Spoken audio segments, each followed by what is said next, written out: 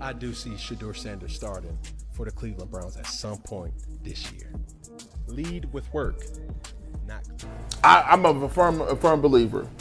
If I wanted Shedeur Sanders at 2, at worst at 33, of course I already think that he's better than other quarterbacks.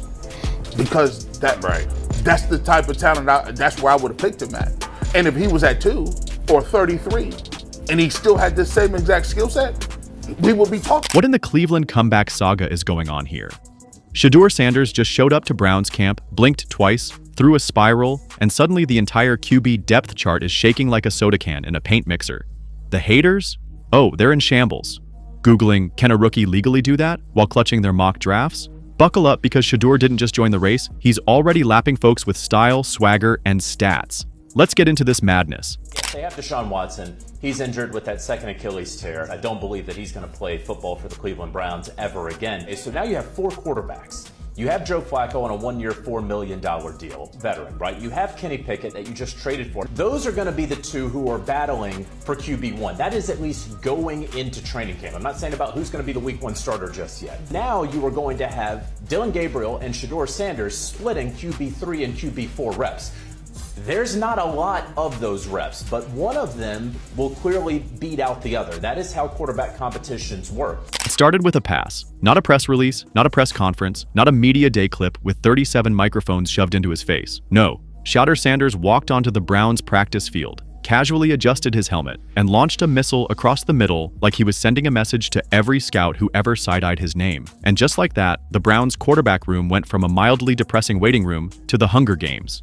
This decision by Shedeur Sanders just made him millions of dollars. Let's talk about it. Shedeur Sanders officially signs a 4-year, $4.6 million rookie contract for the Cleveland Browns. The thing about the truth, man, it's always going to come out, man. If it's not coming from you, somebody's going to see the work you're putting in, and they are going to showcase it to the world, and that's exactly what's happened to Shedeur Sanders behind the scenes throughout his whole rookie training camp.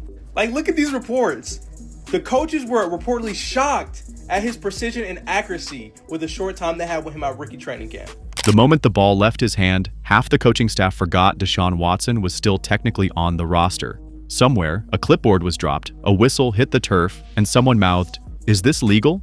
Welcome to the summer camp, where Shedeur Sanders apparently skipped the orientation and went straight to taking over the counselor's cabin. Browns fans, who've spent the last 15 years experiencing quarterbacks like seasonal allergies, suddenly found themselves whispering forbidden phrases like franchise QB and heir to the throne, without bursting into tears. I am ready to see Shedeur Sanders be the starting quarterback of the Cleveland Browns week 1 of the 2025 NFL season. You can book it. You heard it here first. There's Deshaun Watson, who's not playing next year. There's Joe Flacco, who is probably the best quarterback on the team for NFL experience. Kenny Pickett. And then the Browns go and get Dillon Gabriel and Shedeur Sanders. Shedeur Sanders can easily win this starting quarterback job for the Cleveland Browns and be the starter in week 1. I believe Shedeur is better than Dillon Gabriel. I had Dillon Gabriel right behind Shedeur in the class, and they do have very comparable teams. Because let's be honest, the Browns quarterback situation has been a hot tub of mediocrity and mystery. Deshaun Watson, he's been busy collecting headlines for all the wrong reasons and throwing spirals that look like they're being GPS routed by a gremlin. The backups? Well, let's just say if you squint hard enough, they resemble quarterbacks, technically. Feels like Shedeur paid a very clear price for the way they handled it, the misevaluation of where they were at, the pre-draft stuff. We've yet to hear like a good story from all of it. Whatever that price is, a 5th round pick today feels like an excessive price to pay. Yes, I totally agree. But at the end of the day, he's in the National Football League. Yeah. He's a Cleveland Brown. Yes, he may be 4th on the depth chart. Yes, he got drafted after Dillon Gabriel. I promise you this. He'll get every opportunity to beat out Gabriel. Right. I can also promise you this. If he goes in with the right attitude and it takes the chip on his shoulder, pick 144, and attacks his process, he's going to beat out Dillon Gabriel because he's just... Then comes Shedeur, cool, collected, looking like he just finished filming a GQ spread on how to ruin defensive coordinators' careers in style. He didn't just show up, he arrived. The way he carried himself at camp didn't scream rookie. It whispered, "I'm already better than half these dudes, and I haven't even changed my cleats yet." It's not just that he's throwing darts in 7-on-7s or running 2-minute drills like he's been here since Bernie Kosar had a full head of hair. It's the way the team responds to him. Veteran receivers suddenly have more bounce in their roots. Offensive linemen are locking in. Even the water boys are sprinting with renewed purpose. When Shedeur's under center, the vibe changes. It's like someone installed a confidence generator in the facility. And while fans are cautiously optimistic, emphasis on the cautious, haters are having full-on existential meltdowns. But deep down, even the doubters know something weird is happening in Cleveland. It's not just talent, it's presence. Shedeur isn't simply competing, he's commanding. And for a franchise that's treated its quarterback room like a revolving door in a wind tunnel, this sudden jolt of stability feels suspiciously hopeful, almost illegal. They already think that Shedeur's better than him. He jumped on top of him. All right, so now you're in third place. Similar situation, rookie quarterback that had just a start, but how'd he get there? Some guys like Dak Prescott and Russell Wilson. If you look at Dak, he was 5-0. 5-0 as in 5 touchdowns, 0 picks. Preseason. In 3 games, he looked good. Okay, maybe we could start this dude. Russ was like 5 for 1. That means 5 touchdowns and 1 pick in 4 games. And it was like, okay. And it started with OTAs, and then it finished with the preseason. And I think if Shedeur goes in the preseason and balls out, then we won't see what you got when the coach ain't on the field talking to you. Yeah. I think if he does that, he'll... See, you have to understand. Shedeur didn't just waltz into Ohio and start throwing ropes. This kid has been preparing for this moment since birth. When your father is primetime himself, you don't grow up playing backyard football. You grow up getting grilled on footwork, press coverage, and media deflection before you can spell NFL. But don't get it twisted. This isn't just Deion's son coasting on the family name. Shedeur has receipts. You don't torch defenses in college with that much efficiency unless you're built for chaos. He faced elite competition, played behind suspect lines, and still delivered eye-popping numbers with the same expression most people reserve for ordering coffee. And when he throws, it's not just accurate, it's disrespectfully precise. The Browns' QB room wasn't supposed to be this interesting. It was supposed to be a snooze fest, led by a very expensive question mark, backed up by guys who peak during warm-ups.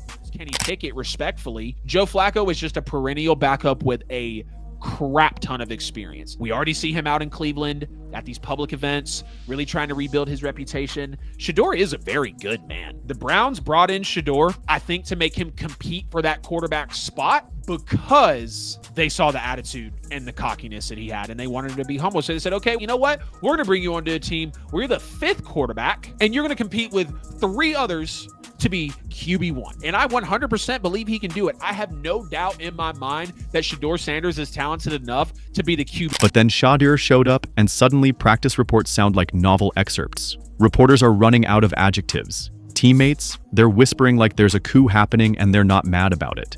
The NFL traditionalists who believe rookies should carry clipboards and fetch donuts for 2 years are losing their minds. How dare this young quarterback show up and act like he's ready to play? Shouldn't he be sitting quietly, learning the sacred art of watching someone else throw interceptions? But Shedeur didn't get the memo, or maybe he got it and crumpled it into a perfect spiral toward the end zone. And look, we get it. Camp isn't the regular season. No one's handing out Lombardis for 11-on-11s in July, but every team in the league knows when someone's different. And right now, every whisper coming out of Browns camp has the same It appears in the 4-quarterback derby, despite the fact that Shedeur had the fewest attempts, he was the most efficient and most productive with the fewest reps. Again, not a mathematician, but that feels important to me. The Herd newsroom is calling it in Ohio by a landslide. Shedeur Sanders should be starting. All I know, with very average personnel outside of Travis Hunter, against the very best teams he played. They didn't win games, but he was. It's not just the throws. It's how quickly he processes information, how he adjusts protections, how he talks to coaches between reps. It's the nonverbal stuff, the posture, the pacing, the way he stares down a defensive look like it owes him money. And the Browns coaching staff? Well, they're saying a lot without saying anything. Suddenly, press conferences are filled with phrases like competition at every position and we want the best player on the field. That's NFL speak for, we can't say it out loud yet, but we see it too. The funniest part? This wasn't supposed to happen. Not this fast, not this loud, not with this much swagger. But Shedeur Sanders doesn't care about timelines. He's not interested in slowly earning the spotlight. He is the spotlight. And right now, it's blinding anyone who doubted him. Half of Cleveland wants to believe. The other half is too emotionally scarred to trust anything in a helmet. But everyone agrees on one thing. Shedeur has changed the energy. It's not hype. Cleveland Browns. If you're looking at the coverage of Shedeur Sanders and the way all of this is kind of being properly placed on the table, you about to get served if you don't see this coming. Just name him the starter today. Name him the starter and let him do what he's going to do. For good, for bad, or worse, whatever it is, allow for him to do it, Because you drafted him. You drafted him.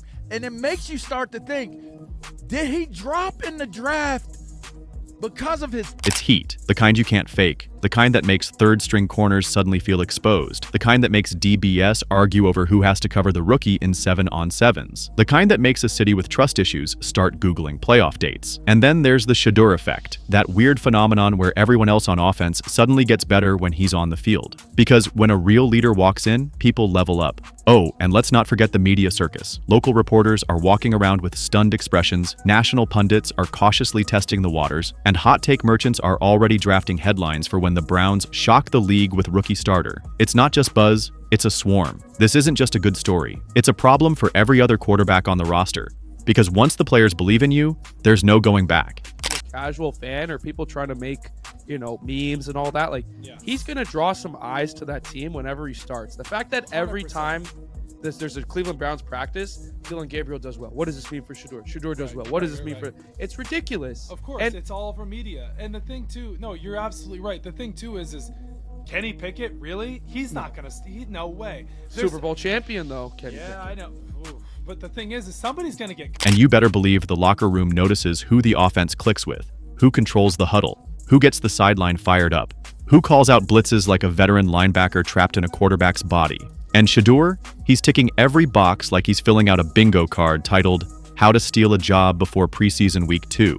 So while some fans clutch their pearls and pray for patience, and the media tiptoes around the reality, there's one undeniable fact bubbling just beneath the surface. Shedeur Sanders is not here to wait. He's not here to learn slowly or quietly blend in. He's here to win. And the way things are trending, he might not even need a regular season game to prove it. Meanwhile, haters are running out of excuses. They've gone from, he's unproven, to, it's only camp, to, let's see what happens in preseason. At this rate, they'll be screaming, but what about week 9 in the snow? While he's busy torching defenses in September, and while other quarterbacks are trying to look confident, Shedeur radiates it, effortlessly. He walks like he's been here before because, in his head, he already has. This isn't new to him, it's just the next step. But what we can't deny is that Shedeur Sanders is a bad brother. This brother's something special, okay? His poise in the pocket, his athleticism, his willingness to stand in there amongst the giants and take hits, take punishment. Gotta give credit where credit is due. He only got sacked once, but he was running for his life half the damn time he was out there. But his ability to continue to make plays under duress, I believe, cements him as a surefire first-round pick. And so now the Browns find themselves in a delightful little mess. They have a high-paid veteran with an inconsistent resume, a bunch of question mark backups, and one rookie who's throwing like a future MVP and commanding the room like he owns stock in the franchise. And the coaches, they're trying not to blink too fast. There's no going back. Some folks on NFL Twitter are literally sweating through their keyboards right now. 1 minute they're tweeting, he's not ready, he's just a name. And the next, they're rage-refreshing camp updates like it's the stock market. One guy even tweeted, nepotism doesn't throw spirals, bro, and immediately got ratioed by a video of Shedeur slinging a 30-yarder between two defenders like he's ordering takeout. Every throw he makes adds 5 new conspiracy threads to Reddit and puts Skip Bayless into another 4-minute coughing fit. The more he wins, the louder the haters scream, which, honestly, means he's nailing it. Because Shedur's not just surviving camp, he's low-key owning it. I see some balls coming out of Shedeur Sanders at that game, and I'm like, kind of looks like a guy. Yeah, I'm reading. He can sling it. Read the team. I see him, some of the veterans, how they talk to him, mic'd up, see what he's doing in the community. Yep. You talking about Njoku there? Njoku, mic'd up. Yeah, once you see, different little interactions and things like that, we know I know he has the talent. We'll see. It'll be a competition that usually brings the best out of guys, especially young guys. So I'm interested to see how that quarterback situation. I've heard he's been outstanding in the building, and I don't know. There was never no one thought he was this malcontent or like a bag. It wasn't. That was the word. While some QBs are busy looking confused in shotgun formations, Shedur's out here diagnosing blitz packages like he's doing Sudoku at warp speed. Every clean pocket becomes a TED Talk in quarterback IQ. Let's not play. Watson's on a tight leash with Cleveland's front office, and the leash is braided out of PR scandals, inconsistent play, and a giant bag of guaranteed money. Behind him, a handful of backups still learning the playbook and hoping for a miracle. Now here comes Shedeur, fresh legs, clear mind, rocket arm. And don't act like it hasn't happened before. Remember Russell Wilson? No one saw them coming either, until they did. So if you think Shedeur stepping into that starting role is impossible, you haven't been watching closely enough. Because this isn't just some kid chasing clout. This is a calculated takeover wrapped in humility. Shedeur is the only potential star. There's a lot of dull, small, old. Shedeur by week 8 is starting. Do you think I'm out of my mind? I know you've been making, tongue-in-cheek. Flacco's going to start week 1. If it gets to a point the team's not going to be very good, the defense can only carry you so long in the NFL. It's an offensive league now with the rules. If they force him to start Shedeur Sanders and the coach doesn't want to play him, I do think Kevin Stefanski by the end of the year. He's not just Deion's son anymore. He's Shedeur Sanders, the guy turning reps into highlight reels. The dude with QB1 energy leaking out of his wrist tape. And maybe, just maybe, the answer Cleveland didn't know it needed, but might not be able to live without. So the Browns better brace themselves, because what started as a camp experiment has turned into a full-blown quarterback awakening. And if things keep trending this way, Shedeur Sanders isn't just going to make the roster. And maybe, just maybe, a few wise souls in Cleveland who've been waiting decades for a quarterback who didn't just play the position but became it. And if you think this is just camp hype, just wait until he gets a live defense, a real scoreboard, and 70,000 fans watching him cook. Then we'll see who's stunned and who saw it coming a mile away. Spoiler alert, it wasn't the haters.